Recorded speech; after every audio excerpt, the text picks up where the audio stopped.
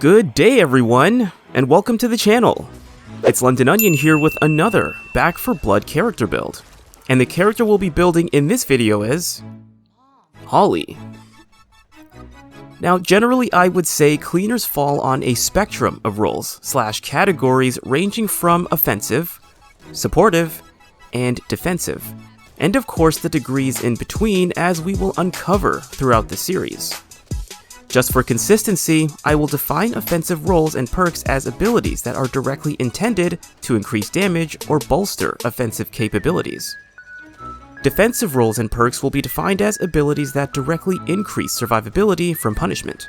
Lastly, supportive roles and perks are defined as alternative skills that can be instrumentally used for offensive or defensive purposes without a defined intention for either polarization, but are ultimately a helpful perk for one's team. First, we will have a brief overview of our chosen cleaner, go through relevant cards that will either synergize or compensate with their attributes, and conclude with what I consider to be the main tactics to maximize the use of their abilities, as well as my closing statements. Now, for those of you who are present during our weapon reviews and deck builds, each weapon-centered deck build came with character designations. Our format with character builds will be similar, but with more priority to a given character and maximizing their role on a given team. So starting off with the character attributes of Holly. Holly has the ability to recover 1 health unit for every ridden that she eliminates, has a base stamina boost of 25 units, and has a team effect of increased damage resistance by 5%. Now, in regards to our spectrum, it is the attributes that we will use to designate each cleaner. In Holly's case, her health recovery per kill I would consider a supportive perk. Her stamina buff I will also classify as a supportive perk, and her team damage resistance I will classify as a defensive perk. Referring back to our modified spectrum of roles, Holly would be classified as supportive defense / a supporter with a defensive edge. Now, in regards to card selection, we can compensate with the more offensive cards, and we can synergize with more related and compounding cards, depending on needs. And naturally, there is the option of creating a mixture or specialization, or in this case, perhaps even an alternative.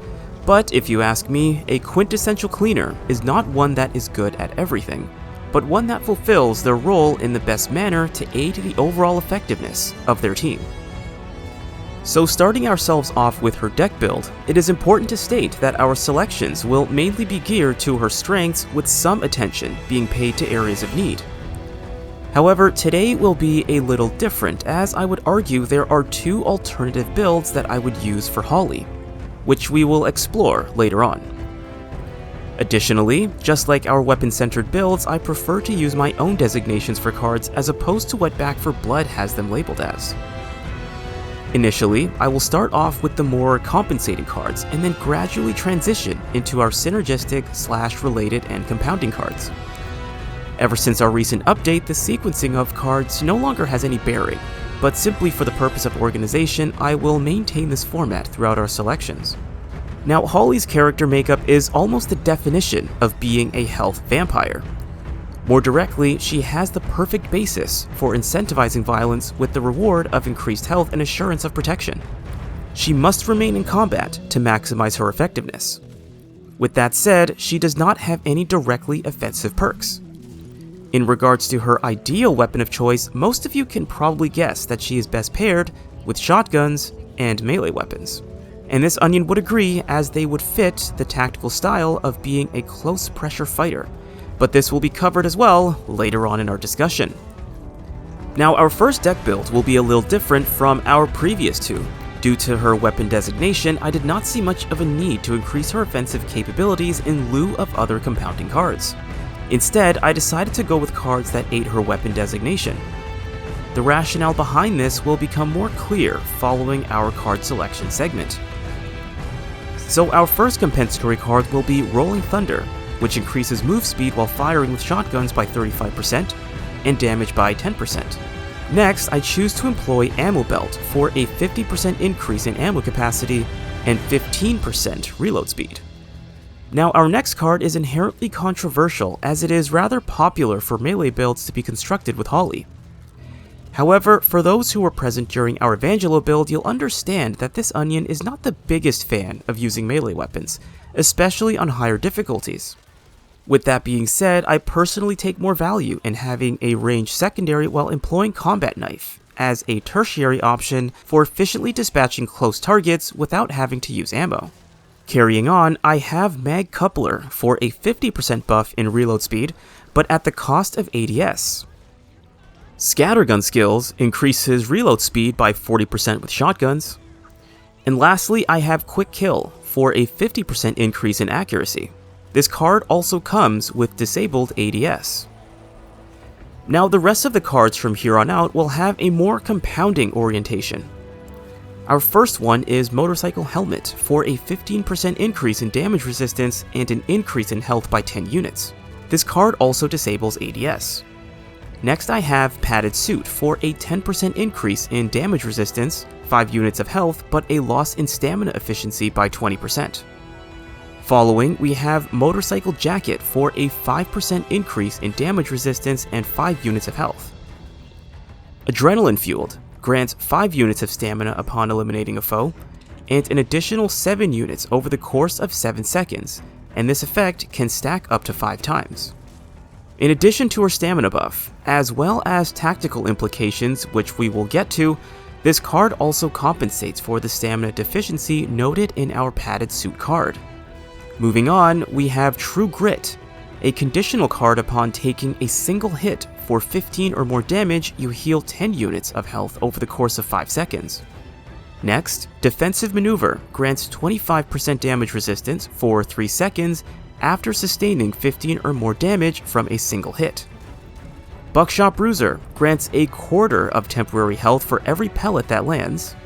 Vanguard grants 1 health to oneself and their teammates within 10 meters upon a melee kill. Lastly, Battle Lust grants 1 health unit and 1/10 of a trauma unit following a melee kill. Overall, with this build, Holly's reload speed will be augmented by a grand total of 105%. Her damage resistance, provided all conditional effects have been fulfilled, will increase by a grand total of 60%. As for health preservation, ignoring True Grit, she can theoretically gain 3 units of health with melee kills, or 1 unit with alternative means. Now for her alternative deck build, this will have more of a melee-based focus. Even though I am not the biggest fan of melee-based deck builds, that is not to say they don't have a niche. Now the deck build will be rather similar. We will simply be substituting out more of the weapon-based cards for the melee-based alternatives. Our new additions will be Spiky Bits, Mean Drunk, and Meth Head. These cards will be taking the place of Scattergun skills, Rolling Thunder, and Combat Knife. Spiky Bits increases melee damage by 20%, damage resistance by 20% while using a melee weapon, but reduces ammo capacity by 15%. Mean Drunk increases melee damage by 40% and allows one's melee swings to inflict damage to a large radius. Lastly, Meth Head grants a 5% increase to melee speed and melee stamina efficiency for 6 seconds, and this one stacks up 10 times. This card also prevents melee attacks from sticking in tough enemies, but also eliminates ADS. Now, some of you might say that there are many more melee-based cards that should be incorporated, in which case I would not disagree. However, as I have stated in my previous character builds, I would argue that there is far less advantage in solely or mostly relying on getting close and personal with foes, especially on higher difficulties. Additionally, it only increases the odds of one being in line of fire and being a risk to friendly fire. That is at least my assessment of melee-based deck builds. Now, with all of these skills in mind, logically I would argue that Holly is a character best suited for the role of Major, or what I would alternatively classify as the leader support. Conditionally, Holly would be suited for the Alpha role. Being in the Major or leader support / Alpha sidekick role ultimately comes with the task of assisting a given leader where they are not particularly focused. In this Onion's opinion, the alpha is not necessarily meant to be oriented on the nooks and crannies of a given stage, but mainly the objectives while giving appropriate direction and callouts to guide their team. With this in mind, it is common in Back 4 Blood to be caught off guard by either hidden or overwhelming lateral approaching foes. There is nothing worse than being on the move and being forced to constantly turn around when a red damage marker shows up at the bottom of one's crosshairs as an alpha. This is mainly where the Major comes into play in being the alpha support. This is not to say that the alpha is to be oblivious, but as leader, I would argue that their view is best maintained forward with some discretion. Holly is a close-range specialist, and her card selection incentivizes this, with a prowess for melee-based health rewards as well as having significant damage resistance. Her supportive/health-preserving attributes will lend a small advantage to her alpha as well as her team in keeping them alive. As a small explanatory note, as Holly is a close-ranged fighter, I equipped her with a combat knife in her first build to reduce the odds of friendly fire since all of the melee weapons, not including fists, are hazardous to her team. Now, I had stated earlier that Holly could be a conditional alpha. I would mainly support this designation where there is an endless horde or a demand for consistent progression requiring a given team to progress to a given checkpoint or safe room lest they become overwhelmed. Holly's attributes and consequent card selections incentivize her to maintain combat, or at least have the ability to take it on almost endlessly. This can be noted with Adrenaline-fueled, Buckshot Bruiser, and to an extent True Grit, Vanguard, and her alternative cards for the melee compounded build, pretty much making her a ridden sadist. As long as she is in combat, she can increase her and her team's health as well as her stamina, which only, again, fuels her ability to remain combat effective. Holly in the Major role can be likened to Scourge from Gears of War 2, Thumper from A Bug's Life, or Joker's Harley Quinn from the DC Universe. Holly's card selections turn her into a self-feeding sadistic engine with very thick skin and a masochistic advantage. And there are few other cleaners equipped to rip their way through a horde, especially with tough mutations in the mix. Outside of high volume and mobile circumstances, I would consider Holly best for a Major role, as pretty much an alpha's quintessential sidekick. Now, everything in this discussion can be taken with a grain of salt, as deck build combinations are too complex for me to fairly evaluate them. However, these are the builds I prefer to use when playing on the Nightmare difficulty with Holly. Now, it is paramount to state that team maturity is ultimately what makes any deck work. And for those who were present during our last cleaner discussion, I'm using maturity as an umbrella term to describe each individual's general understanding of roles, navigation, character and weapon attributes, ridden/mutation deterrent tactics, resource management, and ultimately collaboration, as this is a team-based game. I would also argue that the greater one's team maturity is, the greater efficacy specializations, like the ones we just went through, will have, as each person will have a greater understanding of what it means to operate as a unit without being overbearing.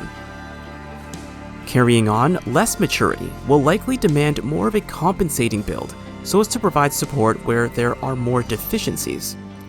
However, there are far more cards to compensate with than there is to specialize with, and would create an unnecessarily long discussion. Now, Holly is one piece of this giant cleaner pie, but this brings us to the end of our discussion today. Thank you guys for joining me on this one, and in our next video, the cleaner of discussion will be Mom, and we will determine where she sits on our spectrum of roles. It's been Londononion, and I will see you guys next time.